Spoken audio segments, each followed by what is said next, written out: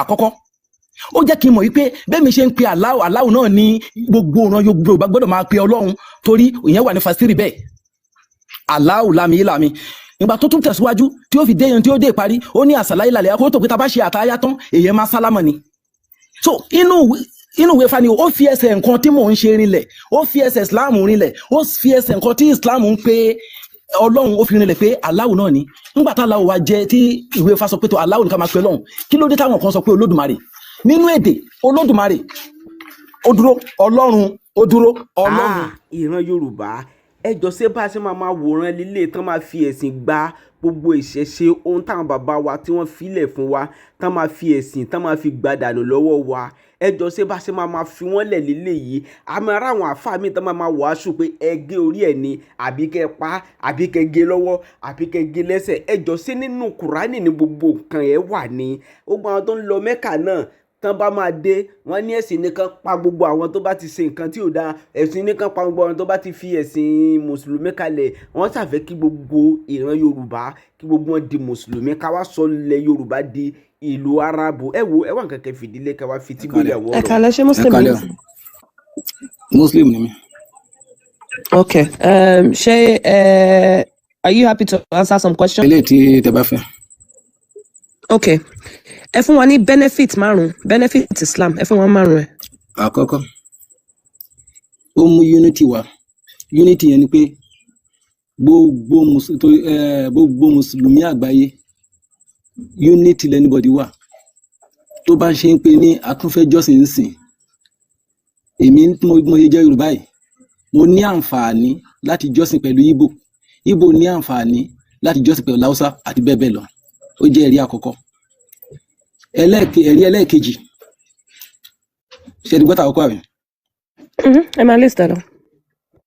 ẹ̀rí ẹlẹ́ẹ̀kejì nínú ìwé tá à ń kọ́ ní school biology wà ń bẹ̀ chemistry wà ń bẹ̀ literature wà ń bẹ̀ gbogbo ẹ̀ wà ń bẹ̀ lọ. ní ìwà tí ìrí kí wọ́n bí ẹnìkan lọ́jọ́ kan dá kó wá sọ pé yá biology yá chemist yá physics yá literature ṣùgbọ́n nínú Islam ẹ lè sọ pé yá Allah ya Rahman ya Jabbar àti bẹ́ẹ̀ bẹ́ẹ̀ lọ ó di ẹ̀rí méjì pé a lè fi inú Islam a lè fi èdè Lárúbáwá lè fi bẹ́ẹ̀ lọ. òbí kan náà ló bí yín o. Oh my gosh. ẹ máa bẹ ẹṣẹ ọmọ Yorùbá mà níyì Yorùbá ń sọ̀rọ̀ burúkú Yorùbá kì í sọ̀rọ̀ burúkú ẹ béèrè ẹ̀rí mo ti mú méjì wá ó kù mẹ́ta àbí. ó kù mẹ́ta. Yes. ẹ̀rí ẹlẹ́ẹ̀kẹta ni wípé ní Islam yìí ló jẹ́ kí n mọ̀ wípé òun ni ẹ̀sìn tí ìran Yorùbá ń ṣe láti ìpìlẹ̀ pẹ̀lú ẹ̀rí tó jiná now nínú ìwé torí ìwé kan náà ló wà tó dúró lórí ẹ̀sìn nílẹ̀ Yorùbá òun ni ìwé Ifá kò sí ìwé mi mọ́ ọmọ Yorùbá ni wá gbọ́dọ̀ máa farabalẹ̀ fúnra wa. ẹ má bínú kí ni yẹn ṣọ́ọ̀kì mi ẹ má bínú mo ti mute ara mi ẹ má bínú. ọyá wa gbọ́. Intelligent Muslim. ẹ jẹ́ ká sọ̀rọ̀ kò ní ìdíṣẹ́ bẹ́ẹ̀ tí ẹ ti fún èmi tẹ́ bá fún mi láàyè máa sọ̀rọ̀ tẹ́ ẹ bá ti fún láàyè ẹ máa kẹ́yìn lè tó àwọn oúnjẹ ń jà lórí ẹ̀sìn. continue ẹ má bínú. kọ́tà yìí kò sí ìfipámúni nínú ẹ̀sìn wọ́n ń fipámú yàn so nǹkan tẹ́ béèrè ni mo dáhùn mo ti dáhùn méjì ẹlẹ́ẹ̀kẹta ni mo wà báyìí ṣé mo lè continue. Allah's wife. Yes sir, ẹ lè continue sir. kò ní bàjẹ́ fún gbogbo wa. nínú ìwé Òtúrá méjì chapter 19 verses 1 to 5 ó sọ ọ̀rọ̀ méjì kan. ọ̀rọ̀ Islam náà bí ẹ Islam náà ni mo ń sọ sá ẹjọ́ Islam náà ni mo ń sọ sẹ́. kò sí Òtúrá nínú Quran please tó bá fẹ́ ká drop ẹ̀ à ń gbádùn ẹ̀ bẹ́ẹ̀ má lọ́nà Òtúrá Islam là ń sọ. kẹ́ máa fún mi ní mínítì tèmi àbí mi ní àǹfààní àti sọ̀rọ̀. má o lè lọ́nù Òtúrá lọ́nù Quran àbínú hadith ọ̀rọ̀ ànábì la bí ọjọ́. ẹni kí n mú ẹ̀rí márùn-ún wá mo ti mú méjì wá ó kù mẹ́ta ẹ̀rí ẹlẹ́kẹta mo fẹ́ mú wá. Quran hadith tafsir please. àní Islam tí mo ń ṣe yìí mo rí pé bí mo ṣe jẹ́ ọmọ Yorùbá ìwé Yorùbá tó wà nílẹ̀ ta lè sọ pé ìwé kan tó wà nílẹ̀. má fi ọ̀pá pọ̀lọpọ̀lọ péjọ go direct to Quran hadith tafsir we Allah. You cannot go to Odù Ifá here. Àkànbí ẹjẹ́ kọ́ sọ ẹjọ́ kọ́. You know what we are gonna do, Mr. Tunji? Mo máa fún yín ní 3 minutes láti parí nǹkan tẹ́ fẹ́ sọ. So àti dé number 2 ẹjọ́ Àkànbí ẹjẹ́ kọ́ sọ̀rọ̀. Ẹ ṣe jàre Allah's wife kò ní bàjẹ́ fún gbogbo wa. Now ó wá sọ̀rọ̀ ní chapter 19 verses 1 to 5. Ó ní nígbà tí wọ́n ṣiṣẹ́ tán ara wọn ti dọ̀tí fún wàhálà wọn, olúkúlùkù wọn wẹ ọwọ́ ọ̀tún, wọ́n sì wẹ ọwọ́ òsì àti ẹsẹ̀ ọ̀tún àti ẹsẹ̀ òsì wọn, wọ́n wẹ orí, wọ́n fọ irùngbọ̀n wọn ní ìgbà mẹ́ta àti wóró imú àti etí wọn, wọ́n fi omi yọ ẹnu wọn, wọ́n pa apá wọn pọ̀ sí ìsàlẹ̀. Verse 1 nìyẹn. Verse 2, láláì kò gbé ọwọ́ sókè rárá, a lè wí sì dúró lórí ebè tí wọ́n kì ara dùn bọ̀, ọrùn tí sì gbà á lẹ́nu aṣáájú ẹ̀sìn náà. Verse 3, ó wí pé Allahu lami ilami, gbogbo ọkùnrin sì wí pé Allahu lami ilami, wọ́n sì bá ọwọ́ àti orúnkún wọn relẹ̀, wọ́n fi orí kanlẹ̀ ní ìgbà méjì, wọ́n tún dìde, wọ́n tún ṣe bẹ́ẹ̀, wọ́n tún dìde. Verse 4, wọ́n tún ṣe bẹ́ẹ̀, wọ́n sì jókòó, wọ́n gbàdúrà, wọ́n wí pé ẹlẹ́dàá ọ̀run, ìwọ ni ó rán wa pé kí a relé ayé tí a sì kó sínú ẹ̀ṣẹ̀, jọ̀wọ́ èyí tí a dá ní ẹ̀ṣẹ̀ foríjì wa, wò wá bí a ti ń po ara wa mọ́lẹ̀ báyìí. Ẹsẹ̀ 5, jọ̀wọ́ sọ wá di ẹni ààyò ní ọ̀dọ̀ rẹ ní ẹ̀yìn tí wọ́n ṣe àdúrà yìí ní ìjókòó. A lè wí aṣáájú ẹ̀sìn náà sì wí pé àsàlá ìlà ní àkù, gbogbo àwọn ọkùnrin sì wí pé àsàlá ìlà ní àkù. Ó dúró mẹ́tẹ̀ẹ̀ta yẹn tó bá dọjọ́ wájú a máa ṣàlàyé rẹ̀ kí lè débi tí mo lọ. Ẹ̀rí ẹlẹ́ẹ̀kẹrin mo sọ pé Islam tí mo ń ṣe yìí àǹfààní tó kó bá mi ni pé ó jẹ́ kí n mọ̀ pé ẹ̀sìn òdodo ni ẹ̀sìn Islam. Òun náà ló mú unity wá, òun ló dẹ̀ tún jẹ́ kí n mọ̀ wípé a lè fi èdè Lárúbáwá bí Ọlọ́run láyé yàtọ̀ ká máa lo àwọn nǹkan ọ̀nà míì. So ẹ̀rí ẹlẹ́ẹ̀kẹrin ni wípé nílẹ̀ Yorùbá yìí náà èdè tí mò ń sọ ó túmọ̀ sí pé gbajúgbajà ní èdè Lárúbáwá. Irú àdúrà yín sìn tí mo sọ yín sìn èdè Lárúbáwá ni, Yorùbá ya lò wọ́n mọ̀ kó dáa. So àlùbọ́sà wọ́n ya lò ní Lárúbáwá lónìí, àti pé àlùbọ́sà fúnra rẹ̀ Yorùbá kọ́ lónìí, ilẹ̀ Lárúbáwá ló ti wá, àwa kọ́ là ń gbìn bíbà, ilẹ̀ tiwa kọ́. So ẹ̀rí ẹlẹ́ẹ̀karùn-ún. Ẹ ti ṣe gbogbo that's the 5th one lẹ́sẹ̀ mention now. Ẹ rí pé mo fún yín time yìí, ẹ ti sọ márùn-ún náà. Ẹ ṣe ó ti pé àbí? Ó ti pé 5, that was the 5th one. Alhamdulillah. Mo ti ẹ̀ mọ̀ pé mo ṣe rákì ẹ̀yìn. Kí lẹ sọ fà? Èyí jẹ́ Allah's wife. Ẹ̀rí pé Allah náà da, èyí náà jẹ́ Allah's wife. Èmi àtàlà ẹ mọ̀ pé birthday mi lánàá ni èmi àtàlà fẹ́ ṣeré lánàá. Mo dẹ̀ wá láìpẹ́ ṣùgbọ́n tẹ kọ́ sókè ẹ̀sìn pé Aládì kú náà, ṣé arọ́run lẹ́ bá ṣe birthday ni? Àná ni mo ti fi òbò pa á là lánàá. Kí ló wá ṣe fún yín náà? Kò ẹ mọ̀ pé wọ́n ti sọ pé aláhùn lá plate ni, a dẹ̀ fẹ́ kó lá plate, ó ní rárá, so mo factulu ẹ̀ lánàá. Kò dé wá dá bẹ́ẹ̀, ẹ má ṣe bẹ́ẹ̀. Ó ti lé tìjú aláti lọ. Anyway sir, ẹ sọ wípé number 1, Islam promotes unity. Unity yẹn ṣé among all Muslims àbí among everybody? Ṣé Muslim nìkan ni unity yẹn wà fún? Anybody ni náà. Àpáàtì eléyìí tá fi ń ṣẹ̀sìn títẹ̀ sí lèmi sọ́nà pé unity láàrin pé a lè sin lọ́hùn papọ̀ àti ẹni èdè. Lórí ẹ̀sìn lèmi sọ yẹn náà, but wá pé lórí nǹkan mi náà ni ó sì mú unity náà wá. Torí there was another ayatollah quote nígbà tẹ́ ń sọ̀rọ̀ ẹ sọ pé lakumdim lakumyash àbí mi mọ bá ṣe ń sọ lakumdim lakum kìnìkan. Mo ní mi mọ bá ṣe ń sọ ní ẹ̀bùn mi. Ibi tí màá tún sọ wà ń báyìí. La ikraha fi din qad tabayyana rushdu minal ghayy, nǹkan tí mo sọ nìyẹn. Ó ní la ikraha fi din, ìfipámúni ò sínú ẹ̀sìn. Qad tabayyana rushdu minal ghayy, nǹkan òtítọ́ ó hàn, irọ́ náà dẹ̀ hàn, kò sẹ́ni tí ó mọ̀. Bẹ́ẹ̀ bá sọ fún mi nísìnyí pé tó kí n máa gbé eégún máa sọ pé mi ni mo lọ aṣọ lọ́jà lóṣòdì, èmi mo fi dá bàbá mi ò lè rin ọmọ mi ni mo fi sábẹ́ ẹ̀kú, ọmọ ló ń gbé aṣọ káàkiri, òun lẹ́yìn tó ń gbé aṣọ káàkiri, màá mọ̀ pé èèyàn ò ní make sense. Tó bá tún ní kí n mú orò náà, màá mọ̀ pé èmi mo lọ wá igi, mo so eléyìí mọ, mo ṣe gírí ọ̀kan, ìyẹn ní òtún ní lọ. Tó bá sọ pé kí n sọ pé Ṣàngó, màá ní pé Aláàfin àkọ́kọ́ tó kọ́ jẹ òun ni Aláàfin Àólẹ̀, lẹ́yìn Aláàfin Àólẹ̀ Àjàká tó jẹ́ ẹ̀gbọ́n Ṣàngó, Ṣàngó wá jẹ́ Aláàfin ẹlẹ́kẹta, Ṣàngó tó jẹ́ Aláàfin ẹlẹ́kẹta yìí nílé Ọ̀yọ́. Lọ́wọ́n lèmi máa wá sìn, tọ́jú pé bàbá ti wá ní bàbá tèmi ní, èmi ò lè bá wọn bú Ṣàngó torí pé bàbá wa ní. Ẹ̀yin Ọya tó jẹ́ ìyàwó rẹ̀, Ọba tó jẹ́ ìyàwó rẹ̀, Ọya tó jẹ́ ìyàwó rẹ̀, àwọn ìyàwó mẹ́tẹ̀ẹ̀ta tó nìyẹn. Máa bá wọn sìn yẹn náà. Ẹni yìí mọ̀ tẹ́ Yorùbá gan. Kò ní make sense. Intelligent Muslim. Ànábì ní ẹ sọ̀rọ̀ nípa Quran ẹ jọ̀ọ́. unity tá náà bí mú wá ọmọ yẹn Yorùbá ni mí fẹ́. láàrin ẹni sùúrù lórí unity tó mú wá Kùránì yẹn ẹjọ́ ẹ báyà wa sọ̀rọ̀ kẹyìn ẹjọ́ àárín unity yẹn Yemen pẹ̀lú àti Saudi àti Muslim ní gbogbo wọn sí unity wà láàrin wọn ẹjọ́. àwọn wo. Okay.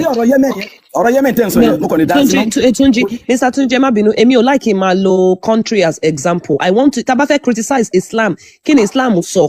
Ṣé get Quran àti Hadith ló form Islam. Now, ẹ sọ lakum cream lakum ya, ṣé má bínú mi mọ́ bọ́yìn sọ kí ni yẹn ṣá. But ó contradict aya tó wà lójú screen yìí. So, ẹ bá wa ka aya yìí kẹ́ ṣàlàyé ẹ̀ fún wa. èmi ò tiẹ̀ tí èmi ò sọ pé làkùndín ẹ gbọ́n kan mo sọ ni. Allah's wife. Mo ń gbọ́ sà. Mo ní láìkìrá àfìdín Quran chapter 2 verse 256. Ẹ sọ nǹkan tí kinní yẹn mean fún wa. Ẹ sọ nǹkan tó mean because ẹ mọ̀ pé mi bí ìgbọ́ Lárúbáwá. Ó ní no compulsion in religion. Like there will be no compulsion in religion. Kọ́tà báyà náà rich dominion lọ́gọ́ yìí òótọ́ hàn ìrọ́nà dẹ̀ wà ń bẹ̀ tó hàn. So anybody mọ nǹkan tí yóò dáná. Okay, no compulsion in religion. So tí kò bá sí compulsion in religion, kí ló dé ta ṣe ń rí irú àwọn àyàbá ẹ jọ? This is Surah Al-Tawbah tí mo gbé wá síwájú yín 929. Ó ní okay, ẹ̀yin bá wa kàn Lárúbáwá kẹ́ bá wa tú ẹ jọ. Ikra. Ó ní kí ni ẹ̀yin lẹ gbé wá. English ni mo fẹ́ kà tẹ́lẹ̀ but mo ní kẹ́ mo kàn fi bẹ̀ ni pé kẹ́yin bá wa kàn Lárúbáwá kẹ́ break it down fún gbogbo ẹ̀. Ẹ fẹ́ kí n kà ní English. Ẹ gbọ́ English. Ẹ ka English náà. Okay, all right. Quran 929. Only educationist. Okay. I like that.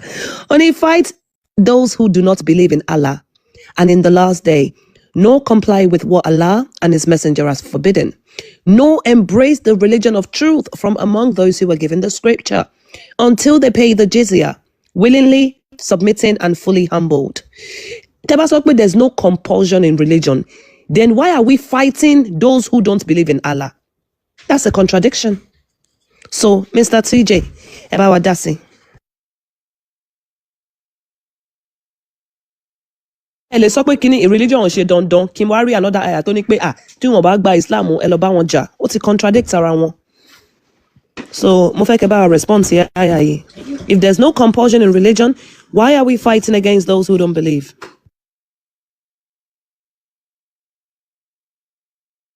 The TJ baby, open your mic. Mr. TJ, Tunji.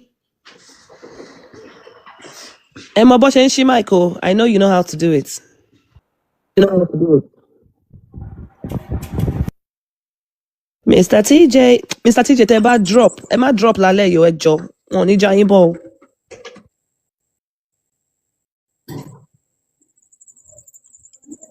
Ṣé à ń gbọ́ mi? Tí ń gbọ́ yín nìsín, àṣẹbẹ̀rẹ̀ sí ń gbọ́ yín ni. Mo sọ pé kẹ́ kà á síwájú díẹ̀, mo ti ń sọ láti ní àjẹjábọ́ kẹ́ tẹ bá já mi bọ́ fúnra yín lóko. Ilẹ̀ sọ́sà. Ẹ kà á síwájú díẹ̀ sí. Mo ti ká gbogbo ẹ̀tàn, ṣe fẹ́ kí n ka 30 ni? Ẹ fẹ́ kí n ka 30? 929 láṣẹ kà, ṣe fẹ́ kí n ka 30? Verse 29 lẹ́ka. Verse 29 lẹ́ka. Ẹ ka 30. So tí bá ti ka 30, ṣé 29 yẹn máa disappear ni? Because ṣe ti rí pé full stop ti wà ń bẹ̀, ó ti end ọ̀rọ̀ yẹn síbẹ̀. Ká ní comma wà ń bẹ̀ ni, then máa ka 30 because it's continuation. But okay, máa ka 30, no problem.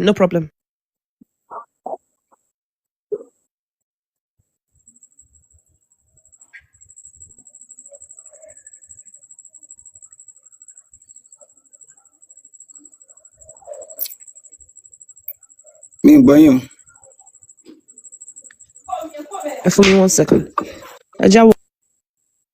30 says, the Jews say Ezra is the son of Allah, while the Christian says the Messiah is the son of Allah. Such are their baseless assertions, only parroting the words of earlier disbelievers. May Allah condemn them, and how can they be deluded from the truth? So, that's 30. So, Sherry, only relevance to 29. There's no relevance to 29 in 30 yet. Because most of you, the Vatican 929 yet 30 full stop. Or the end in it, so co relate. They don't relate. Kùránì tiẹ̀ ní full stop náà, kò ní full stop, kò ní gbogbo àwọn yẹn. Ó ní full stop ẹ wò ó ṣe bí 90. Full stop yẹn English ni wọ́n ṣe bẹ́ẹ̀ yẹn. Ṣé ń gbọ́ mi? Ṣé ń gbọ́ mi? Ní ìmọ̀ bẹ́ẹ̀ ń gbọ́ mi o. Ṣé ń gbọ́ mi? Ṣé ń gbọ́ mi? Okay. À ń gbọ́ yín ọ̀dọ̀ bá yín gbé verse wá ni. Okay. Tó bá ti ń gbọ́ mi ẹ jẹ́ kí n kà. Oh, you who have believed, indeed, the polytheists are unclean. So let them not approach. No, Mr. TJ, Mr. TJ, Mr. I can hear you. We haven't finished 929 yet. Now, you made an assertion and make a claim where there's no compulsion in religion, which means where no compulsion means where it's not by force. Now, aya yi only pe ke lo ba won ti won gbagbo nínú Allah ja. Ṣé mo pé yín lẹ sọ pé no compulsion in religion. So kò yẹ ká máa ríru aya báyìí if there's no compulsion. Clearly it's showing us pé compulsion kan wà. Because if biti Allah ti sọ pé kẹ́ lọ gbógun tí wọ́n, go and fight those who do not believe in Allah and in the last day. Mr. TJ, I would like to hear your response on this ayah. Just sir. Keep it down. Unlimited. Actually, imagine for you unlimited because Emma sọ̀rọ̀ púpọ̀. Ma fún yín 3 minutes láti ṣàlàyé ṣé sir. Ẹ ṣe mo lè má lo 3 minutes yẹn tán torí mi ò kì í máa waste time. Now, ṣe rí àyà la ikraha fi din lórí ẹ̀sìn ẹ má fọ́ọ̀sì wọn fọ́ọ̀sì àwọn èèyàn. Òun náà ló fa lakum dinukum waliya din. Ẹ̀sìn tí kò máa jẹ́ ti yín, ẹ̀sìn tiwa náà kò máa jẹ́ tiwa. Má fọ́ọ̀sì anybody. Ṣùgbọ́n àyà eléyìí, àyà 29 yìí, qatilul ladhina la yu'minuna billahi wala bil yawmil akhir. Àwọn tí tó ṣe ń pè ní ìwọ̀n nígbàgbọ́ sí Ọlọ́run Allah, tó ṣe pé wọn nígbàgbọ́ sí ọjọ́ ìkẹyìn, qatiluna ladhina la yu'minuna billah. Àwọn yẹn ẹ̀pà wọn kí ló fà? Torí pé wọ́n wà lójú ogun. Ó ti ń ṣẹlẹ̀ tó ṣe ń pè ní àwọn mùsùlùmí ò dá wọn lóhùn tẹ́lẹ̀ wọn ṣe kọ̀ọ̀kan wọ́n sá lọ láti Mẹ́kà lọ sí Mẹ́dínà. Wọ́n dẹ̀ lé wọ́n panu mùsùlùmí wọ́n ṣe gbogbo everything. Ìgbà tákòókò wa tó Ọlọ́run wá ń sọ fún wọn sí pé ẹ̀yin náà ti ní àǹfààní àti retaliate ń sìn. Retaliation ni àyà eléyìí fún àwọn tí Mr. TJ, ṣé asbab nuzul ń fún wa ní ìsìn? Ibo mo ti lè rí yẹn kà? No, ẹ má bínú, má dá padà. Ṣé asbab nuzul ń fún wa ní ìsìn? Asbab kini? Ṣé sábàbù nuzul ń fún wa ní ìsìn? Because ẹ sọ wípé ìgbà ogun ni ẹ ń sọ wípé àyà ìgbà ogun ni kìnnìkan. Ibo ni mo ti lè rí kà, my dear? Ibo ni mo ti lè rí kà? Ẹ lọ sí Quran chapter 2. No, sábàbù nuzul tẹ́ ń fún wa. Tẹ́ ń sọ wípé ẹ mọ̀ pé àyà ilẹ̀ ń ṣàlàyé ṣe get. Ẹ ń sọ wípé nǹkan tó ṣẹlẹ̀ nìyí ojú ogun ló wà kìnnìkan you know. So ibo ni mo ti lè rí nǹkan tẹ́ sọ yẹn sir? Ibo ni mo ti lè rí kà kí n fi confirm pé yes o lóòótọ́ nǹkan tí Mr. TJ ń sọ it is factual, it is correct. Mo ní kẹ́ lọ sí Quran chapter 2. Quran chapter 2 ò lè provide sábàbù nuzul now. Orí kí nìyẹn jàre? Mr. TJ, you're giving me Mr. TJ, I think blood pressure me increase. Tẹ́rí Quran tí wọ́n fún yín, ẹ sọ wípé àsìkò ogun ni àbí kíní kan ló ṣẹlẹ̀. That Quran verse gangan ló máa sọ reason tí àyà yẹn tán fi reveal ẹ̀. Ṣé understand? Kò ń ṣe pé ẹ tún máa lọ mú another Quran verse wá láti fi explain Quran verse kan, kò make sense now. Ìgbà ọ̀tọ̀ọ̀tọ̀ ni àwọn àyà yẹn sọ̀kalẹ̀. Ibi ẹ̀dẹ̀ mọ́mí of Okufar, ibi tí Muhammadu ti sọ pé kò sí ìjẹ nípa nínú ẹ̀sìn yẹn, pé no compulsion in religion yẹn. Ìsìláàmù Muhammadu ò tí lágbára ń gbà yẹn. Ó ṣẹ̀ṣẹ̀ dé Mẹ́dínà ni, Yatrib. So kò tí lágbára, àwọn èèyàn ò tí join ẹgbẹ́ òkùnkùn yẹn. Òun ló jẹ́ kó máa lo scope yẹn. Ìgbà tó ní agbára, ó bẹ̀rẹ̀ sí sọ pé ẹ pa wọ́n. So nǹkan tí wọ́n bí yín Mr. Tunji òun ni pé explanation tẹ fún wa yẹn wípé àsìkò ogun ni. Ló fi sọ pé kó máa pa àwọn tí ó bá ṣẹ̀sìn Islam àsìkò ogun yẹn. Nǹkan tẹ́yìn sọ yẹn ibo láti máa rí kà. Ẹ fún wa ní explanation yẹn àwa fẹ́ kà torí wípé irọ́ lásán òun ni Islam. So ẹ fún wa ní explanation yẹn káwa rí. Kì í ṣe nǹkan tẹ́yìn sọ làwa fẹ́ gbọ́. Mo ti proof yẹn o, mo ti proof yẹn irọ́ lásán kọ́ mo ti àkọ́kọ́ No, ẹ ti prove ẹ ti prove ẹ. Méjì confirm, mo ti prove ẹ. No. Confirm na. Ó sọ pa láwùláwù. Kí ló bí àyà yìí, Mr. TJ? Kí ló bí àyà yìí? Kí ló bí àyà yìí? Mr. TJ, please. Kí ló bí àyà yìí? Ṣé kí n sọ̀rọ̀? Kí ló bí àyà yìí? Ṣé mo lè sọ̀rọ̀? You can talk and answer my question. Kí ló bí àyà yìí? ṣe máa fún láyè láti sọ̀rọ̀ sẹ́. kò lè mọ Odùfá ló mọ̀. ṣé ẹ lè fún láyè láti sọ̀rọ̀ fún. kí ló bí àyà yìí. sẹ́rí èmi ò kí ń jiyàn ló jẹ́ kí n máa béèrè pé ṣe lè fún láyè ẹ̀ẹ́dẹ̀ wá fún láyè yẹn tó bá ti wá fún láyè máa lo àyè yẹn máa dẹ̀ fún yín ní nǹkan tẹ́ fẹ́ ó tán. òun ni mo bí yín question kí ló bí àyà yìí. ẹ máa dáhùn béèrè yín ìṣẹ́jú mélòó. mi ì fi time sí ẹkọ dáhùn. ìṣẹ́jú mélòó ni kò fi dáhùn. ẹni ẹkọ sọ̀rọ̀ mi ní interrupt. nǹkan àkọ́kọ́ tí màá kọ́ sọ pé ms wọ́n sọ̀rọ̀ kan sìn so ọ̀rọ̀ tí wọ́n sọ so mo ti fún ọ ní mo ti sọ ẹ̀rí yẹn ìyẹn ti dúró kò sẹ́nìkan tó lè deny the fact pé òótọ́ ni islam dẹ̀ gbọ́dọ̀ wà aláwùjẹ lọ́lọ́run mo ti proof ẹ̀ láti inú òtura méjì láti jẹ́ pé ká mọ̀ pé kí ló bí àyà Odùfá ló ń kí ló bí àyà. ẹ wá lọ sí Quran chapter 9 ẹ lọ sí Quran chapter 9 yẹn náà verses 1 to 5 or to 13. MS, let's have someone else, please, because he's not answering me. I'm bored. Kí ló bí àyà yìí? Kí ló bí Mr. TJ? Kí ló bí àyà yìí? Nǹkan tó bí mo fẹ́ sọ fún yín lọ sí Quran chapter 9. Tàwa ń bẹ̀, ilé tàwa ń bẹ̀ yìí nù, Quran chapter 9, ṣé kí n kà? O ò lè fi Quran tú Quran. Sábàbù nùsùlù. Torí kí ni? O ò lè fi Quran tú Quran. Each fast nínú Quran ó dúró fúnra ẹ̀ ní kò papọ̀. So o kéwù náà má jẹ́ pé Odùfá nìkan ló mọ̀ náà understand your Quran too. èmi kéwù ẹni tó bá fi kùrìánì tú kùrìánì ní ẹni àkọ́kọ́ ẹni tó bá fi àdìsí tú kùrìánì lẹ́ni ẹ̀kejì ẹni tó bá fi kíyàs tú kùrìánì lòun lẹ́ni ẹ̀kẹta number 1 lèmi wà kùrìánì máa fi tú kùrìánì. Can we just have someone else, please? Comment section, drop or keep. Mr. Tunji, for the last time, Mr. Tunji, kí ni ó fa revelation ẹgbógun ti àwọn tí ò bá ti gbàgbọ́ nínú Islam yìí kí ló fa revelation yẹn kí ló ṣẹlẹ̀. torí wọn fẹ́ gbọ́rọ̀ Ọlọ́run ni àti kíkọ dem ọ̀rọ̀ Allah kì í ṣọlọ́run ẹni wọn fẹ́ gbọ́rọ̀ Allah kí ni nǹkan tó fà á àwọn ènìyàn ò fẹ́ gbọ́rọ̀ Allah wá ní kó máa bá wọn jà bí. ẹ sọ̀rọ̀ ẹni Allah kì í ṣọlọ́run ẹkọ tí ọkọ Allah kì í ṣọlọ́run Ọlọ́run ò lè ní kó máa bá yàn jà náà tó wáyé pé Mr. Tunji wáyé pé ń lo common sense yín ṣe bẹ́ẹ̀ kẹ́ ọ̀pọ̀lọ́run ò lè ní kó máa bá yàn jà. tẹ bá lo pọ́ǹtì ẹyọ kan mo nǹkan tí mò ń bí yẹn tí ìdá mi lóhùn kí ló ṣẹlẹ̀ tí Allah fi sọ wípé kán máa gbógun ti àwọn tí ó gbàgbọ́ nínú òun àti àwọn Christian àti àwọn Jew kí ló fà á tá Allah fi sọ bẹ́ẹ̀. àwọn Christian mo lè ti Christian bẹ́ẹ̀. Oh my goodness, let's move on. Let's move, please. Mr. TJ, I love you so much, but Emma Binuko, we are not moving anywhere. She gets. Charlie Bellomi was okay. No, but at the commoting being from Alansa. So, Mr. TJ, you come back next time, Eshe. Thank you. Famous, yeah, I'm she making famous. MS, I'm going to move a question. So she Muslim or famous? Muslim.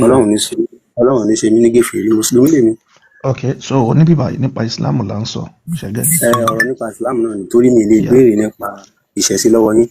So yẹ tẹ̀síwájú. Ẹ tó ń polówó ṣẹ̀ṣẹ̀. Ẹ máa gbọ́ ẹ kàn tẹ̀síwájú ẹ fẹ́ jọ́lẹ̀ tẹ bá mọ̀ pa ṣẹṣẹ bí yẹ mọ̀ pa ẹ̀ so ẹ lè béèrè nípa Islam tẹ bá fẹ́ béèrè ṣẹgbọ́ ẹ ṣí máìkì yín kẹ béèrè nǹkan tẹ fẹ́ béèrè so ẹ lè ṣí máìkì yín. Mo ti ṣí. MS máa sábà sọ nínú fídíò ẹ̀ pé tí ènìyàn bá kú so kò sí iná kankan níbi kankan kò dẹ̀ sí àlìjánà kankan níbi kankan pé ayé ni kálukú máa ti gba ẹ̀san bọ́ ọ̀rọ̀ yẹn ṣé kò tako làákàyè kéèyàn gan tó sọ ọ̀rọ̀ yẹn jáde àbí kéèyàn gbọ́ ọ̀rọ̀ yẹn. In fact bí mo ṣe ń kọ́ńtà láti wo TikTok náà lé nìyẹn àwọn èèyàn kan share fídíò kan sí mi ẹ jẹ́ kí n play fídíò yẹn ẹ kàn máa gbọ́ voice yẹn àwọn tó já àfáà náà ni ó sọ̀rọ̀ yìí. ayé náà lọ́lọ́run ti mọ dájọ́ wa àmọ́ kú àmọ́ gbàdájọ́ wa láyé náà ni o. kò sí dájọ́ lọ́run. kò sí dájọ́ lọ́run. kò sí dájọ́ lọ́run. kò sí dájọ́ lọ́run. gbogbo ohun tó bá ṣe ayé náà ni. gbogbo ayé ló máa gbọ́ ọ̀tẹ́ sọ yìí. o ní kò sí dájọ́ lọ́run sẹ́ẹ̀ ayé yìí náà ni a ti gba ìdájọ́ wa ayé yìí náà láti yanjú ayé àtọ̀run inú ayé náà láti sọ̀run láti sáyé. ṣe rí Mr. Famous nǹkan tó ṣẹlẹ̀ ni pé ọ̀pọ̀lọpọ̀ ẹ̀yin mùsùlùmí tàbí kí n sọ pé ọ̀pọ̀lọpọ̀ ẹ̀yin tẹ́ ń ṣẹ̀sìn ẹ ti ń jẹ́ kí ìwé máa ronú fún yín tí èmi náà bá kọ ìwé kan fàpẹẹrẹ tí mo bá sọ pé táwọn èèyàn bá ti kú ó níbi kan tó ti máa kọ́ lọ jó ẹ máa kọ́ lọ jẹ̀gbádùn, ẹ máa lọ jó, ẹ kàn máa ṣe fàájì bẹ́ẹ̀ yẹn fún another 1000 years. Ẹ ní ṣiṣẹ́ ọkàn, ẹ kàn máa wà, ẹ kàn máa jẹun, ẹ kàn máa sùn. Lẹ́yìn tẹ́ bá lo 1000 years níbẹ̀ yẹn, ẹ tún ṣe máa mú yín kúrò níbẹ̀ yẹn, a tún máa mú yín lọ síbòmíì. Táwọn èèyàn bá gba ìwé yẹn gbọ́, nǹkan tí wọ́n ti tán kọ sínú ìwé yẹn ló máa believe wípé òótọ́ ni. Mo kọ́ fẹ́ kẹ́ ẹ̀kọ́ ọmọ kìíní kan pé Quran irọ́ ni ìwé yẹn. Ẹ ṣe sùúrù kẹ́ gíndélẹ̀. Tẹ́ bá wo nǹkan tá à ń pè ní Abrahamic faith, Abrahamic religion, Judaism, Christianity, Islam. Ṣé rí bọ́n ṣe dé ní ṣiṣẹ́? Mẹ́rin ni ẹlẹ́kẹrin wọn ni bó dà pé bàá mẹ́rin. Èmi náà rí wọ́n pé márùn-ún gan bóyá bàá àti ìdílé kan. Bàá ó jẹ́ mẹ́rin. So èmi náà ti rí pé ó ju mẹ́ta yẹn lọ, but èyí tí ẹ̀yin èèyàn mọ̀ tẹ́ mọ̀ jù bí Judaism, Christianity and Islam. And tẹ́ bá lọ wo inú Judaism tó jẹ́ Abrahamic faith tó sọ nípa ìtàn Abraham tẹ́ ń gbé kiri, tó sọ nípa ìtàn Musa, Moses nǹkan kan, àlùjànnú àti hẹ́ẹ̀lì nínú yẹn ó yàtọ̀. Nǹkan tí yẹn ń sọ nínú ọ̀dọ̀ àwọn yẹn ni pé wọ́n kàn máa wà níbì kan for a year kọ́ ni olówó èkó ó dàbí for a year. Pé bí a 6 months or 1 year. Bí a 6 months wípé wọ́n kàn máa wà níbẹ̀ yẹn, wọ́n kàn máa fi clean wọn, lẹ́yìn yẹn wọ́n dẹ̀ máa tún dá wọn padà sí inú heaven. The same Abrahamic faith o. Now tẹ́ bá dé inú Christianity ìyẹn refine ìyẹn náà tún ṣe irọ́ ní wókìní. Ìyẹn ní ok ẹni tó lo 60 years nílé ayé, ẹ wá sọ pé ó máa lọ jóná eternity nínú ibì kan. Ta ló ń fa epo sínú yẹn, ta ló ń dáná yẹn? Ẹ wá sọ pé ẹni tó bá tún wá ṣe dáadáa, tó bá gba Jésù ní Olúwa àti Olùgbàlà, ó máa wà ní ibì kan tó ti máa kọrin Yahweh Yahweh you are the Yahweh. Irọ́ ni. Ìgbà tó dọ́dọ̀ Muhammadu bá fọ́ lójú Muhammadu wípé àwọn ọmọ Lárúbáwá yìí wọ́n láìkò. Ẹjọ́ Mr. Famous, ẹjọ́ Mr. Famous. Mr. Famous, hold on, Mr. Famous. Mo fẹ́ kẹ́ fi kún ọ̀dọ̀ fẹ́ sọ níbi ẹ̀wọ̀n yẹn kò lè máa kọ́kọ́ dáhùn. Ẹjọ́ ṣé táwọn èèyàn bá kú sójú ẹsẹ̀ ni wọ́n ń lọ nù náà ni, àbí wọ́n máa dúró tí gbogbo ayé bá ti kú tán, táyé bá ti parẹ́ tí wọ́n tó ṣe ìdájọ́? Ẹjọ́ ṣé táwọn èèyàn bá ṣe kú ṣé wọ́n ń lọ nù náà, àbí wọ́n máa dúró kí gbogbo èèyàn kú tán tó lọ nù náà, àbí ó níbi kan tó máa dúró sí? Ẹ bá lè ṣàlàyé fún wa, ṣe mọ̀ pé ẹ̀yin níwèé, so ẹ ṣe ẹ bá lè ṣàlàyé fún wa. Ẹ máa gbọ́, ṣe mọ̀ pé ẹ̀yin ni scholar níbí báyìí. No, nǹkan tẹ́ sọ látẹ́dé ẹni àti sọ pé àkọsí náà ẹ̀yin dẹ̀ nínú wà, òun lèmi ṣe wá bí no ẹ máa gbọ́ ẹni sùn ẹ̀yin náà wà ní kò sí náà àwa ní kò sí náà ẹ̀yin lẹ nínú wà. Àwa ń béèrè pé ṣé tíyàn kan bá kú ń sìn ẹ máa gbọ́ ṣó ń lọ nínú direct àbí á dúró kí gbogbo ayé parẹ́ tó lọ nínú ẹ̀yin kẹ́ ṣàlàyé fún wa. Àwa ní kò sí náà ẹ̀yin nínú wà, ó yẹ ṣàlàyé fún wa. Because MS gbogbo ló máa ń sọ. So question tí mi fẹ́ béèrè ọgbọ́n tí ó fẹ́ dàbẹ̀ pé ẹ fẹ́ máa kí mọ̀ lẹ́nu tẹ́fẹ́ kí n béèrè nísìnyí pé torí MS máa sọ pé ayé náà everybody máa ti gbẹ̀san tí mo máa ń gbọ́. Ǹjẹ́ gbogbo ẹni tó ṣe aburú láyé, ǹjẹ́ gbogbo wọn ni wọ́n gbẹ̀san láyé? That's my own question. Mo fẹ́ mọ̀ nìyẹn. Ok, ẹgẹ ní ayélujára kìíní yẹn kò lọ fà. Ṣé gbàtẹ́ nìyẹn ń kú ṣe wà ń bẹ̀ ṣé mo gbọ́ nǹkan tẹ́ nìyẹn go through tó di pẹ́ nìyẹn kú? Bí àpẹẹrẹ ẹlòmíì bí mọ́tò máa gbá ni, ẹlòmíì máa jóná mọ́ ni mọ́tò, ṣé mọ àwọn èèyàn kan tó ń fèsì tó kú? Ẹ sì ń bẹ̀ náà. Ikú ìṣe. Famous ẹ tí ì dáhùn, so ẹni yẹn ó ti gba nǹkan tó ṣe, ẹ̀yin ò sí ń bẹ̀. Ẹ jẹ́ ká bọ́ síbò ẹ máa Famous àti dá yín lóhùn ẹ máa gbọ́ ó ti Famous ó ti gba ìyá ẹ̀ one way or two other ẹ̀kọ́ tá à ń sọ fún yín sí. Ẹni tí ó ṣe òun náà máa fún náà.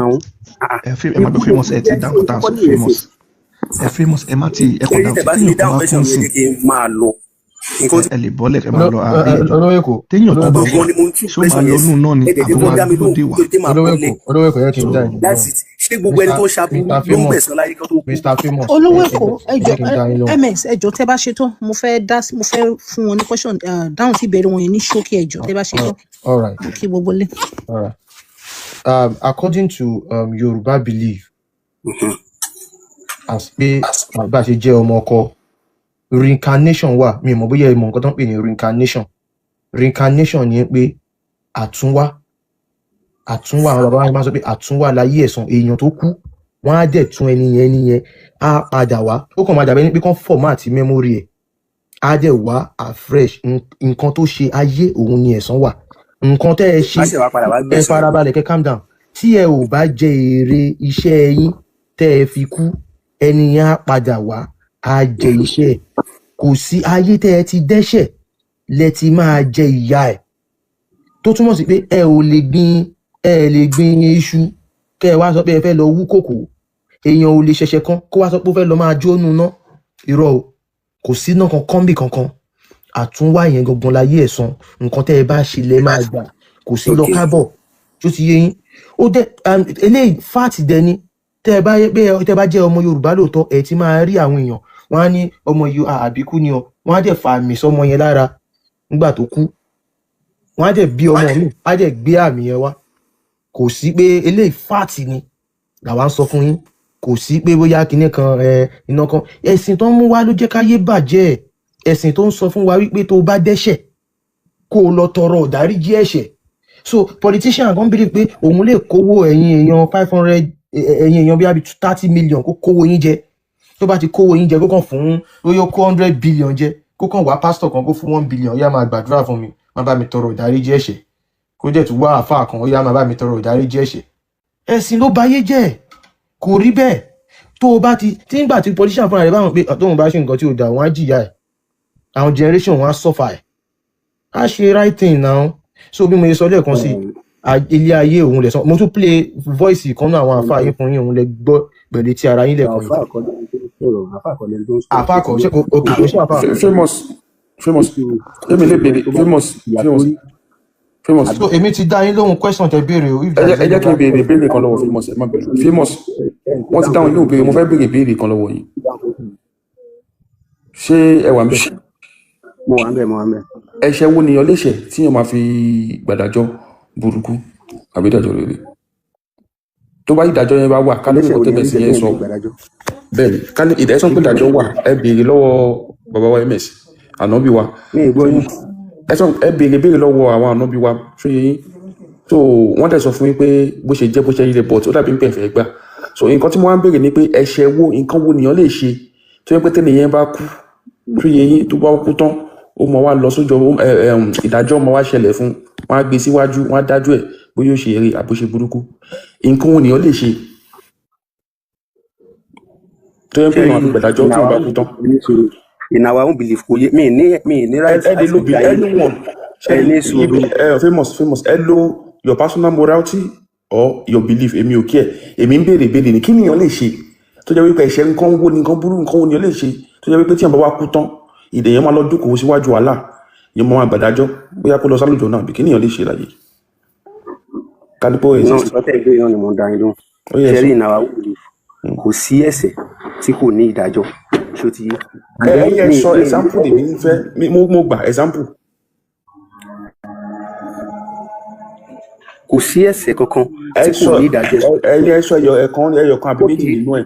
Ok, ẹlẹ́tàá sún gẹ́gẹ́ bí ẹni tó gbé ọmọ ọlọ́mọ ń sìn, tó gbé tó lọ fi ṣòwò. Ẹni tó pààyàn ni àbí? Ẹni sùúrù fẹ́mi yín. Ṣé rí mi ní láti dáhùn. Ẹ fún wa lẹ́sàmpù simple. Mo wá ms bàbá famous wọ́n ti dáhùn béèrè yìí. Ẹ fẹ́ mi lẹ́sàmpù ẹ̀ṣẹ̀ wo nìyàn lè ṣe? Because ẹ ní sùúrù. No, àwọn àgbààgbà tó wà bí ti dáhùn. Tẹ́ bá gba ẹgbà kò kàn wá. Mi ò true question mi sáwọn àgbààgbà kankan because àwọn àgbààgbà tí mo rí fídíò àgbààgbà kankan. Ilé máa ra àgbààgbà kankan. Ẹ dáhùn lóhùn bí ẹ̀ṣẹ̀ wo ni a lè ṣe? Ká máa fi gbàdájọ́. Ẹ máa tún sọ ms máa sọ túmọ̀ ayé lọ́jà àwọn létí. Ẹ má wọrí ẹ dáhùn béèrè ẹ̀ṣẹ̀ wo la lè ṣe? Ká máa fi gbàdájọ́ bí. Ẹyin báyìí I'm here to learn. No, ẹ yà tẹ bá fẹ́ lẹ́ẹ̀ ẹ lọ sí sálẹ̀ kẹ́ lọ́ máa para tap. Tẹ́ ẹ bá ti lè dáhùn question mi jẹ́ kí n bọ́lé that's it. Ẹ bá ẹ lọ́ máa para tap. Ẹ̀ṣẹ̀ wo ni ẹ bá ti béèrè ẹ̀ṣẹ̀ wo ni ẹ ní sùúrù. Ẹ̀ṣẹ̀ wo la lè ṣe? Ká máa fi gbàdájọ́. Wọ́n ti dáhùn béèrè ẹ̀yẹ náà ẹ dáhùn béèrè. Ẹ dáhùn rẹ̀. Ẹ ṣe ní sùúrù baba famous ẹ calm down. Ẹ ní sùúrù. Ànábì olówó kò ti dáhùn, ànábì MS dáhùn, àwọn ìyá wa kan ti fohùn sí ìgbà kan tó sọ wọn ọ̀dẹ̀ bá yín hágì wípé kẹ́ gbà bí kẹ́ má gbà. Èmi wá ń bẹ̀rẹ̀ mo fẹ́ ẹ dúró mo fẹ́ bí ìdájọ́ bá wà ó máa ní nǹkan tíyàn máa ṣe tó máa fi gbàdájọ́ kárí pé ìdájọ́ wà láti wá kú tán. Ó yẹ wá sọ nǹkan ẹyọ kan àbí méjì tẹ́gbà nǹkan tó àbẹ tíyàn bá ṣe báyìí o ìdájọ́ máa wà fún oníburúkú àbí rere. À ń ṣàyìn náà ni mo ti wá fún yín pé novus lèmi bí báyìí ẹ̀yin scholar lè wá. Ṣe novus ẹ̀yin tẹ́ mọ̀ pé ọ̀run wà. Ṣé ẹ ti gbàgbé pé kò sí ẹdí sòrò ṣé ẹ gbà wípé kò sí ìdájọ́ lọ́run? Ẹ jẹ́ kó lọ máa tápùn sáré ká tó lọ sọ̀rọ̀. So tí ìdájọ́ bá wà lóòótọ́. Mr Benefit ẹ lè ṣe máìkì yín tẹ́ bá wà ń bẹ ẹ kalẹ̀. Ẹ kalẹ̀. So kí bàbá yẹn lọ máa tápù nsàlẹ̀ kó lọ́rọ̀ tó fẹ́ sọ.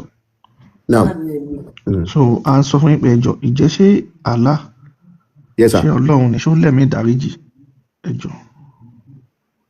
Bẹ́ẹ̀ ni Ọlọ́run máa ń forí jiyàn tí ẹ bá tọrọ Allah ni à ń àforíjì sọ tí ẹ bá Allah ni à ń sọ ṣó lẹ́mí ìdáríjì.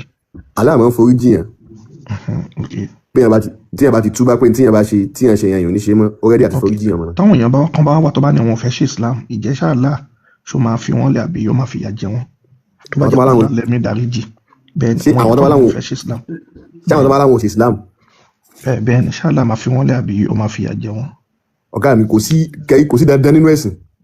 No, ẹgbọ́n nǹkan tí mo sọ láti bẹ̀rẹ̀ mo ní ṣé aláàánú ní ṣó lẹ́mí ìdáríjì ẹni bẹ́ẹ̀ ni aláàánú táwọn èèyàn bá láwọn ṣe Islam kí ni Allah máa ṣe fún wọn ṣó máa fi wọ́n lẹ̀ àbí yóò máa fi ìyà jẹ wọ́n ẹ ṣe.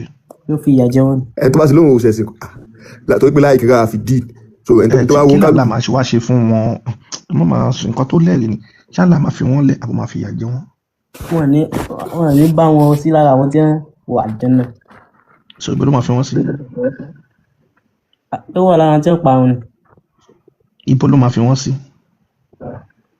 Ó ti jẹ́ kó yé yín náà yóò wà lára àwọn tí ó pa wọn. Kò yé wa sọ dáadáa náà ibo ló máa fi wọ́n sí.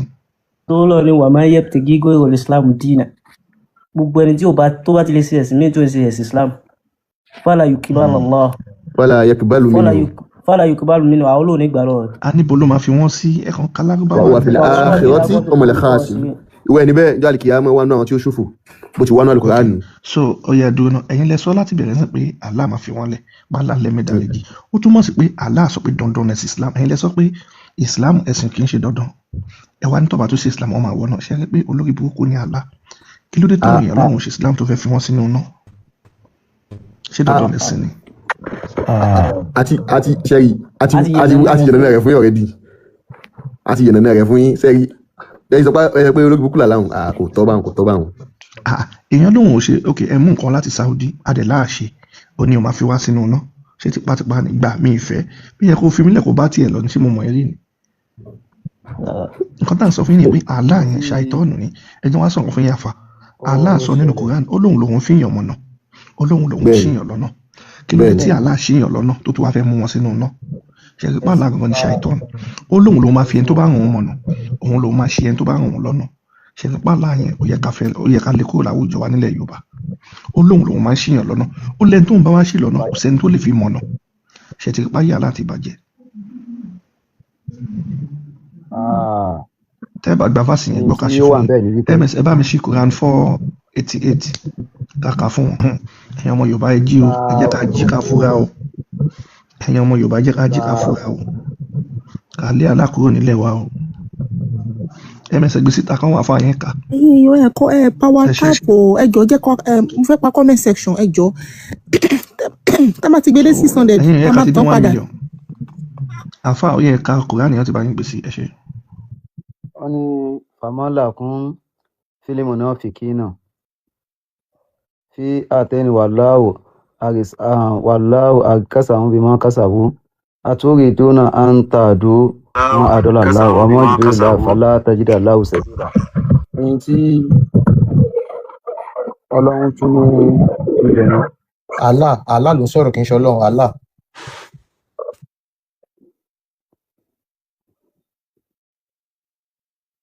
kò sọ̀rọ̀ gan. àgbọ̀yìn mọ́.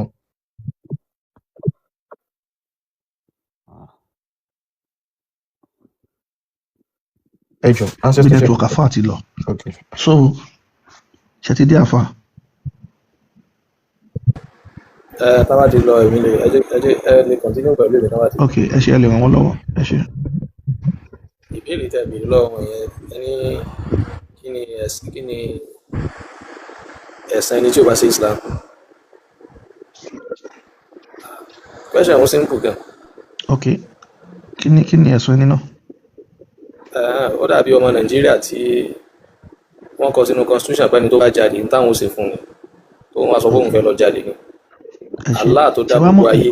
ẹ máa gbọ́ ẹ ibi tẹ́ ẹ dé yẹn dúró ń bẹ̀ ṣé wàá mọ̀ pé Allah òun ló ṣe àwọn ẹni tí wọ́n ṣe Islam òun ló ṣì wọ́n lọ́nà òun ló tún wá sọ fún apá kan tó fẹ́ lọ́nà pé ẹ máa gbọ́ àwọn tó ń ṣì lọ́nà yẹn ẹ lè fi wọ́n mọ̀nà tó òun lòun ṣì wọ́n lọ́nà ó ní ẹni tó ń bá dẹ̀ ti ṣì lọ́nà kò sí ẹnikẹ́ni tó lè fi mọ̀nà ó wá ń sọ fún àwọn apá kan tó fi mọ̀nà pé ẹ tún lọ pa àwọn tó ń ṣe lọ́nà yẹn ẹ ka Quran yàfa Quran 4:88 kẹ ẹ rí nǹkan tí mo sọ nìyẹn. ẹ̀rí nǹkan sọ kọ́ òun kò yé yín ni. no afa ẹ kàn ka Quran yìí náà ká kàn gbọ́ bí mo ṣe sọ yẹn bí abẹ́ ẹ ká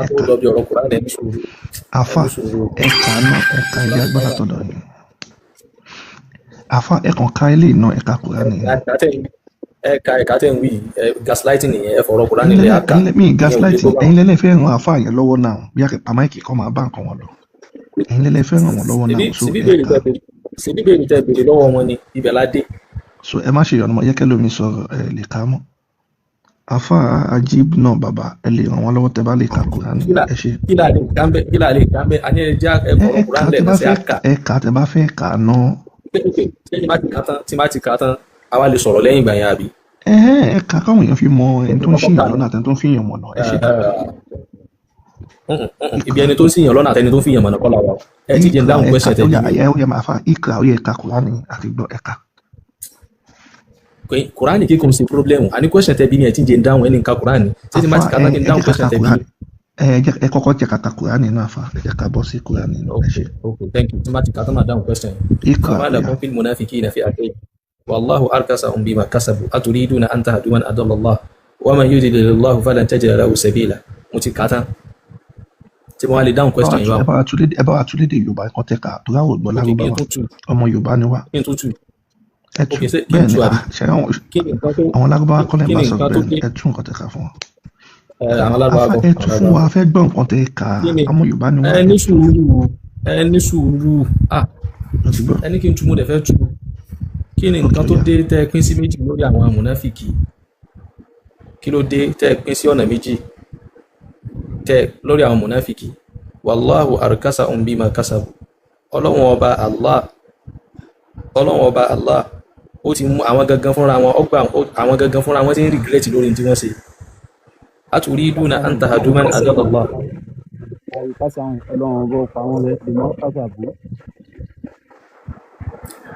aturiduna an tahdu man adalla Allah sẹ́yìn gbèrò láti fi ìmọ̀nà ni man adalla Allah ẹni tọ́lọ́wọ́ bá sí lọ́nà wa man yudlilillah Allah ẹni tí Allah sí lọ́nà tí Allah ẹ má bá wa lo Allah ọlọ́run ti wà nù Allah ló sọ̀rọ̀ nínú Quran ẹ má bá wa lo Allah àwọn Yorùbá la ní ọlọ́run Allah ni mú wá Allah ní kéka ẹ má bá Allah lọ́nà ó wà confusing.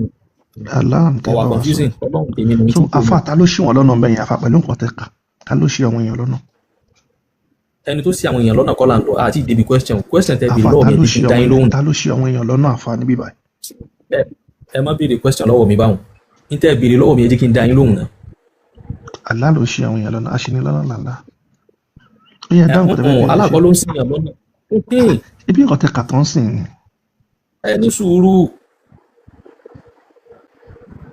sáà tó bá yẹ pé Allah fẹ́ ṣì àwọn èèyàn lọ́nà ni kò ní rán olùkìlọ̀ sí wọn pé kó kìlọ̀ fún wọn lẹ́yìn ìgbà tó rán olùkìlọ̀ sí wọn kó kìlọ̀ fún wọn tán pé eléyìí ló dá ẹ má ṣe eléyìí ni ò dá ẹ má ṣe ẹni tó bá wá wù tó fẹ́ sọnù ń gbà wọn tó wù tí ọgbọ́n gbà wọn àwọn tó sọnù nù tó bá jẹ́ sí pé òun gangan ló willingly tó fẹ́ sọ àwọn èèyàn lọ́nà tó fẹ́ Allah tó fẹ́ ṣì àwọn èèyàn lọ́nà kò ní rán òjíṣẹ́ sí wọn pé lọ́ọ́ kìlọ̀ fún wọn lẹ́yìn ìgbà wọn ms jẹ́ kájọ ka Kùránì afáàyè ní sùúrù ms jẹ́ kájọ ka Kùránì fún gbogbo ayé tó why are you believers divided into two groups regarding the Allah sọ fún àwọn muslim ó ní ẹ̀yin muslim kí ló dé tẹ́ ẹ pín sí méjì tẹ́ wá ní Salafi lápá kan tẹ́ ní alisuna lápá kejì kí ló dé tẹ́ ẹ pín sí méjì. regarding the hypocrites.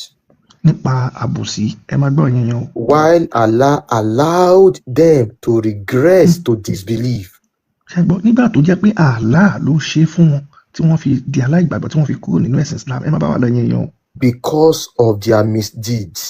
nítorí àṣìṣe wọn ẹ má bá wà lọ yẹn yẹn o. do you wish to guide those left by Allah to stray? Allah wá sọ fún àwọn sàlàfíyà náà ó sọ fún àwọn muslim tó. àwọn onísúnni àwọn tí Allah wá sọ fún àwọn ṣíà pé ṣé àwọn alìsùnà tọ́wọ́n ti ṣì lọ́nà yẹn wọ́n wà bíyà yẹn ṣé ẹ fẹ́ fi wọ́n mọ̀nà ni ẹ tẹ̀síwájú ms. do you wish to guide those left by Allah to stray? Allah sọ fún àwọn ṣíà muslim pé ṣé ẹ fẹ́ máa tọ́ àwọn alìsùn náà wọn wà bí àwọn tẹ̀blík àwọn sálàfí tóun ti ṣì lọ́nà ṣé ẹ fẹ́ máa tọ́ wọn sọ́nà ni. And whoever Allah leaves to stray.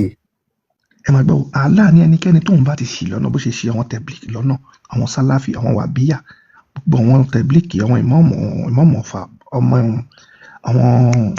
ọmọ níbẹ̀ lẹ́nu tọ́ílẹ̀tì Ògbómọ̀ṣọ́ gbogbo àwọn ọmọ àlè yẹn Allah ní bóun ṣe ṣì wọ́n lọ́nà yẹn. You will never find for them a way.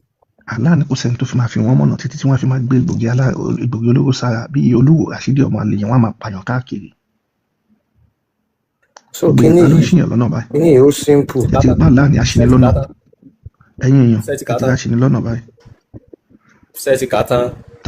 ta ló ń ṣìyàn lọ́nà ẹ dá wa lóhùn bẹ́ẹ̀ bá fẹ́ thank you tó bá já sí pé ǹjẹ́ ẹ̀ka ń sìn ni ìyìn ní mọ̀ pé ẹ̀mọ̀ nǹkan tẹ̀ ń sọ òtùkà tí wọ́n wá dé kẹ́ ẹ̀ka ń sìn mo fi wá mọ̀ pé tẹ̀ ń ka gàkó yìí nítorí tí wọ́n kọ́ síbẹ̀ kọ́ lẹ́ka. ta ló ń ṣìyàn lọ́nà. ta ló ń ṣìyàn lọ́nà ó yá ok question tẹ béèrè lọ́wọ́ mi mo sì ti bá fẹ́ béèrè lọ́wọ́ yín padà sí ni ta ló ṣì ẹ̀yin lọ́nà. Allah ní làwọn ṣe èrè ni Allah ló ṣì wà lọ́nà ìbọn òun làkàjù tó ń sìn tẹ̀lé. sẹ́yìn gbà pẹ́ sí lẹ́bẹ̀ẹ́ sí wa. Allah ló máa ṣe ẹni tó bá rùn ún lọ́nà ó dẹ̀ ní kó sẹ́ni tó máa fi wọ́n ẹ̀wọ̀n ní ẹ̀wọ̀n náà. Allah ló ṣì ẹ̀yin lọ́nà. olówó èkó but funny enough olówó èkó ẹ má bínú a ti ṣìnà kúrò ní Islam náà àwa ti wá padà sílé àti wọ́n bẹ̀rẹ̀ àwọn ńlá wa. ń bọ̀ olówó èkó. thank you. Allah ṣì àwọn lọ́nà kúrò lójú ọ̀nà Islam. Allah ló ń ṣìyàn lọ́nà ṣe bóun lájọ kà. olówó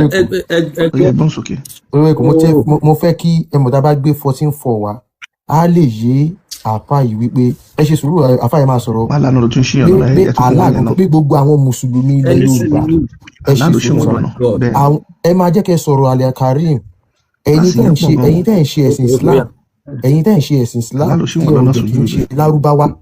tí ẹ̀ kì í ṣe lárúbáwá Allah ló ṣì yín lọ́nà àwa ò ṣìnà ṣẹ́gẹ̀t ojú ọ̀nà làwa wà torí ọmọ ọkọ ni wá bọ́ ẹ̀yin tẹ́ ẹ jẹ́ ọmọ Yorùbá tẹ́ ẹ̀ kì í ṣe lárúbáwá tẹ́ ẹ wá ń ṣe Islam torí àṣà àti ìṣe lárúbáwá ní Islam ẹ̀yin gangan ni aláṣìṣe ẹ̀yin lẹ ṣìnà tí ẹ̀rí ẹ̀jẹ̀ tún wà nù Quran. So nǹkan tí olówó èkó ń bí ni pé àwọn ẹni tí wọ́n ń sọ ń bì ta ló ṣì wọ́n lọ́nà. So tẹ́ bá tó wá tó máa sọ pé àwa làwa ṣìnà àwa ò ṣìnà ẹ̀yin gangan lẹ ṣìnà ẹ lè sọ̀rọ̀ báyìí. ok thank you sir. ní tó jẹ́ kí n béèrè question ohun tí mo béèrè lọ́wọ́ wọn ni pé nítorí àwọn táyà yìí ń sọ wọn ṣe mùsùlùmí. ìgbà tẹ́yìn wá ń sọ̀rọ̀ ẹ̀yin wá ń sọ pé àwọn wàbíyà àwọn sálàfí àwọn mùsùlùmí làwọn eléyìí hùn àwọn táyà yìí sì ń rí. no tẹ bá kàkínní àwọn mùsùlùmí ló bá wí ẹ ká òkè yẹn ó ní kí ló dé tẹ́yìn onígbàgbọ́ òdodo tẹ pín sí méjì àfa ẹ má máa fi nù wá náà mọ̀ jẹ náà àwọn mùsùlùmí ló ń bá wí bí náà. mùsùlùmí dàtọ́ mention fásitì ẹ má tó ti mú gbà tó ti. why are you believers kí ló dé tẹ́yìn mùsùlùmí pín sí méjì ẹ dẹ̀ wọ́n fẹ́ máa bá ọ̀jẹ̀ yàn nítorí mùsùlùmí ló ń bá wí náà. ẹni sùúrù àyà yìí ń address àwọn mùsùlùmí pé kí ló dé tẹ́ pín sí méjì lórí àwọn mùnáfìkì so àyà yìí ń sọ̀rọ̀ nípa àwọn mùnáfìkì ni kò sọ̀rọ̀ nípa àwọn mùsùlùmí ẹni sùúrù. mùsùlùmí làwọn tó ń bá wí bí àfa ẹ má fi nù wá. àwọn mùsùlùmí kọ́ àwọn mùsùlùmí láàyà ń sọ fún ni pé kí ló dé tẹ́yìn mùsùlùmí pín sí méjì lórí àwọn mùnáfìkì so this verse is particularly talking about the munafikun àwọn mùsùlùmí pín sí méjì lórí àwọn mùnáfìkì ni àwọn kan ní ká pa wọ́n àwọn kan ní ká má pa wọ́n ọ̀rọ̀ wọn náà ń sọ láyà yìí fi sọ̀kalẹ̀ lórí àwọn mùnáfìkì iná ló jẹ́ kí n béèrè lọ́wọ́ ẹ̀yin náà pé sẹ́yìn náà sì nà ni tó bá yẹ pé sì nà ta ló sì yín lọ́nà nítorí láyà yóò dábàá. ẹ máa gbọ́ ọ máa yé afa ẹni sùn ms ẹ jẹ́ ká sáré yanjú kínní àmì ń ṣe sí mọ́ so ẹ máa yé yín sìn aláàní ẹni tó ń bá fi mọ̀ nà Islam ó máa ẹni tó ń bá ṣe lọ́nà ó máa kó Islam mo ṣìnà nínú Islam mo ti padà sílé ẹni tó bá wọ́n ṣe Islam ó ṣìnà ni ẹni yẹn ló ṣìnà ló wà lójú Islam èmi sì mo padà sílé mo ti fi ẹsẹ̀ ara bólẹ̀ ṣé yóò bá ti mo sọ yẹn Allah ṣe ẹ̀yin lọ́nà kẹ́ máa tẹ̀lé Árábù èmi padà sílé ṣe ti rí yàtọ̀ yẹn so ẹ jẹ́ ká ka Kùránì sí a máa mọ ẹni tó ṣìnà náà àmì méjèèjì. ẹ kàn ká tán lè kà àbí káwá kà. ẹ ká fa ẹ ṣe. àrùn òjíṣẹ́ kankan àfi ká ràn pẹ̀lú ahọ́n àwọn ènìyàn rẹ̀ kó lè bá a máa ṣàlàyé fún wọn.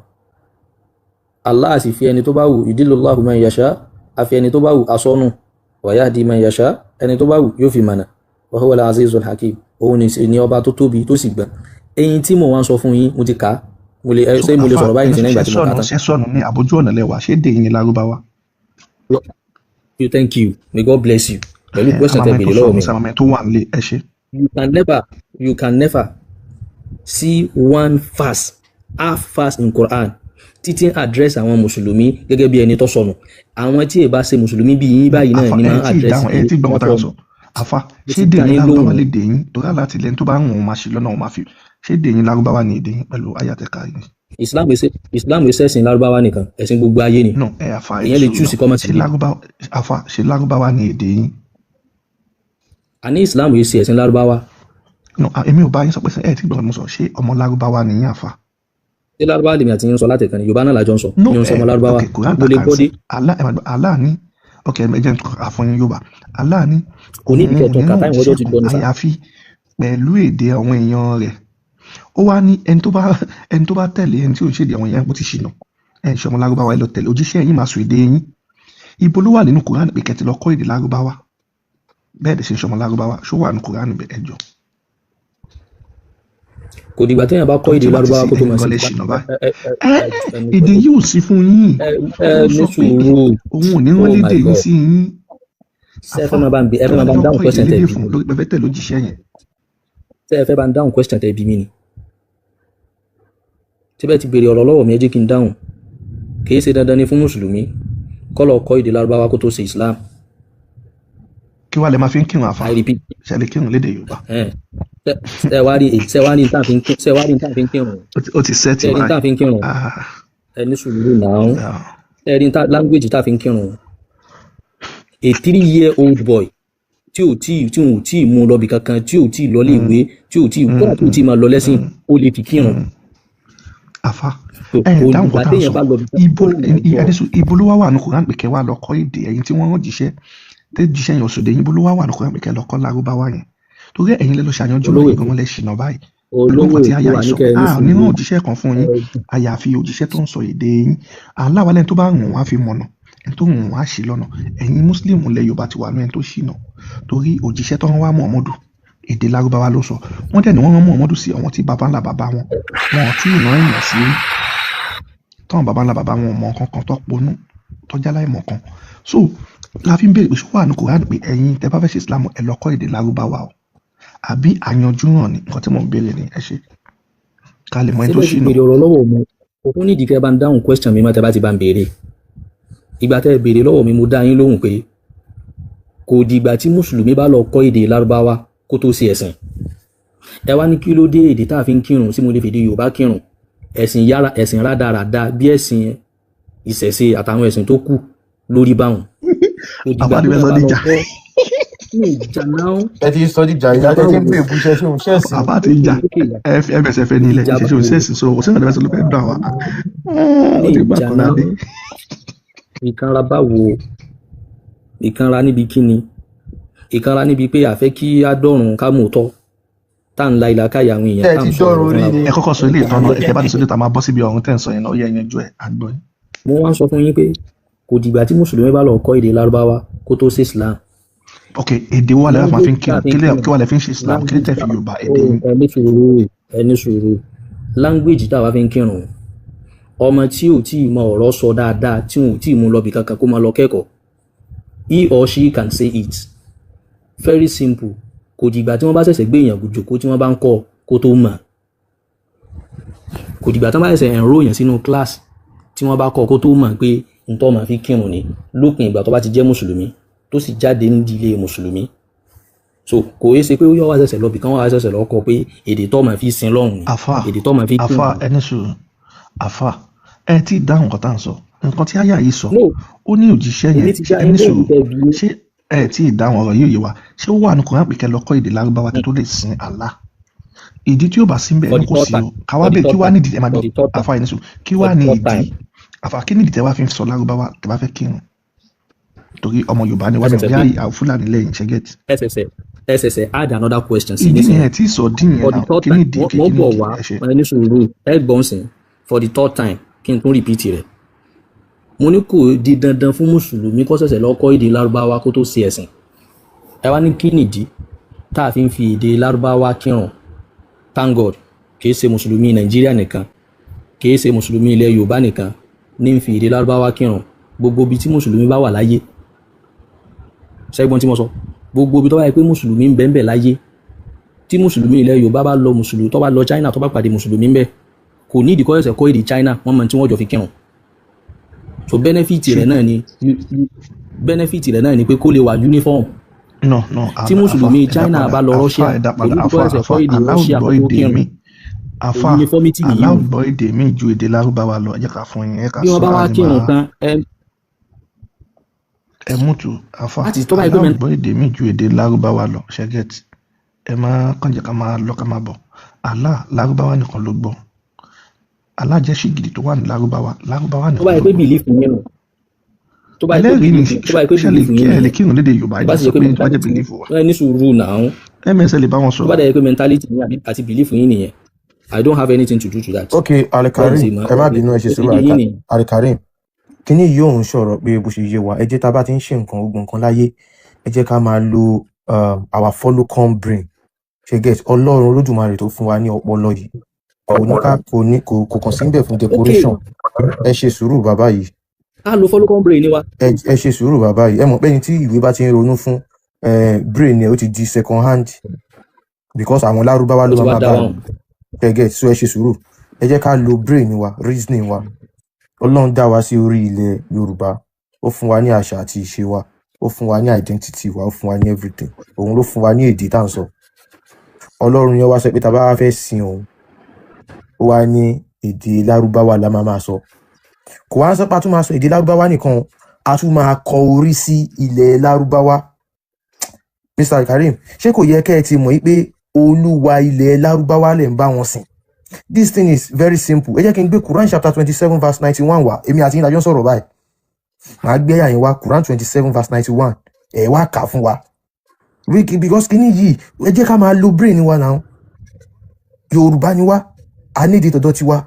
Àwa fẹ́ sìn Ọlọ́run lè sọ́pà fẹ́ sìn tó dá wa sórí ilẹ̀ wa. Àwa ní láti kọrí sí ilẹ̀ Lárúbáwá. A ní láti sọ èdè Lárúbáwá.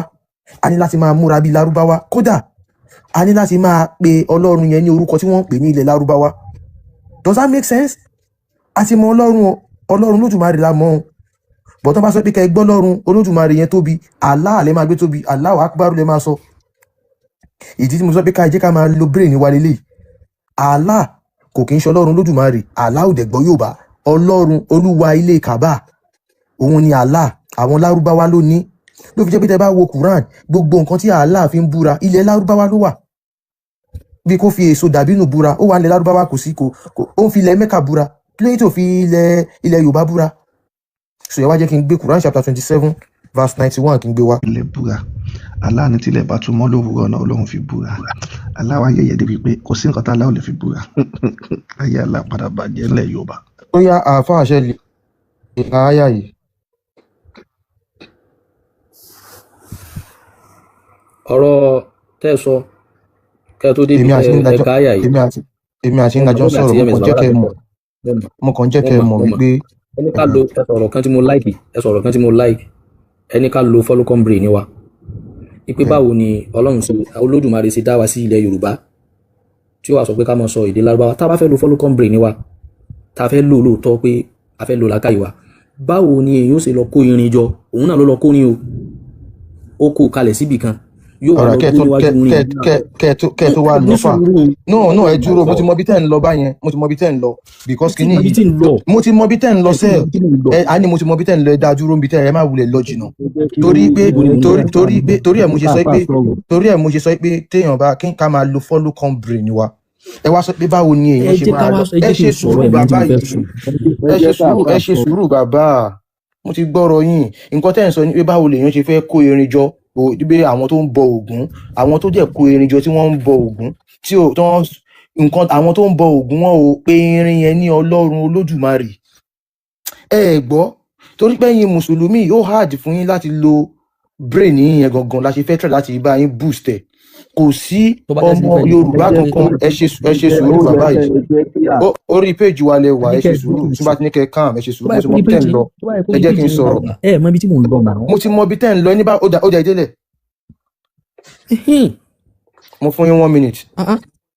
Ògún yẹn ẹnìkan ló kọ́kọ́ ṣe irin ẹnìkan ló kọ́kọ́ rọ irin tí wọ́n fi ń ṣe ògùn ni pé ẹnìkan ló kọ́kọ́ ṣe irin so àwọn èèyàn padà wá ń fẹ́ immortalize ẹni yẹn wọ́n lọ gbé irin wọ́n máa praise rẹ̀ wọ́n máa yìn nínú ẹni tó ṣe irin òun àti irin tó ṣe ta ló tọ́ sí kí wọ́n máa bọ sẹ́ni tó ṣe irin gangan ni àbí irin tó ṣe tó bá yẹ pé a fẹ́ lo brain wa a fẹ́ lo follow brain wa but lónìí a rí pé àwọn èèyàn ń bọ ògún wọ́n wà lọ kó irin kalẹ̀ wọ́n pàjá síbẹ̀ wọ́n máa depo sí kí ló dé tẹ̀ ń ṣe irin tó ṣe ẹni tó ṣe gangan tẹ́ ẹ̀ pa òun tì ṣé irin ló ṣe ra rẹ̀ ni síbẹ̀ nìkan ló ṣe irin tó bá yẹ pé a fẹ́ máa bọ ẹni tí a fẹ́ immortalize ògún gangan kí ló dé tà gbé ẹni tó ṣe ògún tó kọ́kọ́ rọ irin òun tá a fi lọ gbé irin a sì máa ṣe òun gangan báwọn tá a fi ń ṣe irin bẹ́ẹ̀ tó bá yẹ pé a fẹ́ lo follow brain ọ̀rọ̀ ká lo brain wa ní sọ ó pọ̀ o tọ̀sún ń bẹ́ẹ̀ o ti Ṣàngó ń bẹ́ẹ̀ o tọbàtálá ń bẹ́ẹ̀ o tọ̀yá ń bẹ́ẹ̀ o. ms ẹ tó dá wọn lóhùn ẹ kọ́ jẹ́ kọ́ lójú bá sí ìtàn náà ẹ tó ṣe àtúnṣe yẹn jọ ẹ bá wọn jẹ́ kó kà wá sí ẹ wá ìṣàbá ṣàlàyé tí ó ń yẹn wọn pé símbọ̀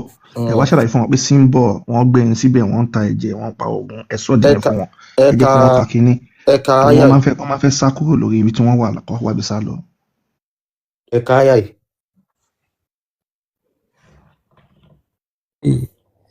I have only been commanded to worship the Lord of this city of Mecca, who has made it sacred, and to him belongs everything. And I am commanded to be one of those who fully submitted to him. Mutika. Kí ni ẹ tú sí Yorùbá báwọn tó wà bí wọ́n lè gbọ́ wọ́n lè understand kò tẹ́ka ètò Yorùbá láti. Àpamílàṣẹ láti máa jọ́sìn fún Ọlọ́run ọba ilé yìí. Olúwa ọba tó sọ ilé ìkùsù. Ọba tó sọ ilé yìí ló wà ńbẹ̀. Tó ṣe ilé yìí ní àgbẹ̀. Ilé kọ́ ló wà ńbẹ̀ náà ẹ wò dáadáa náà. ìlú Mẹ́kà ẹ wò náà. Afáàṣẹ ti ìlú Mẹ́kà ló kàn sí. Mo ka English ẹni kí n sọ Yorùbá. Olúwa ilé ilé sọ Yorùbá náà ẹ tún ní Yorùbá náà sọ fún yín.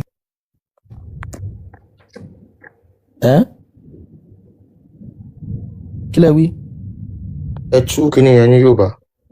A ti pa mí láṣẹ láti máa jọ́sìn fún Olúwa ọba ìlú yìí, ọba tó ṣe ìlú yìí ní ayọ̀ ọ̀wọ̀, tó ṣe àyè yìí ní ayọ̀ ọ̀wọ̀. Walahu kullu shay'in, gbogbo nǹkan pátápátá tiẹ̀ sí ni. Wa umirtu an akuna minal muslimin, fi síbẹ̀ ń plọ́gẹ̀. Ó sì pa mí láṣẹ láti wà nínú ẹni tí ó jẹ́ mùsùlùmí, plọ́gẹ̀. Ẹ ṣe so mo mú fásitì ìwà láti jẹ́ kí ẹ mọ̀ pé nǹkan tẹ́ ń sìn Olúwa àwọn Lárúbáwá, Olúwa Mẹ́kà òun lẹ́ ń sìn kò dẹ̀ sí local ẹ jẹ́ kí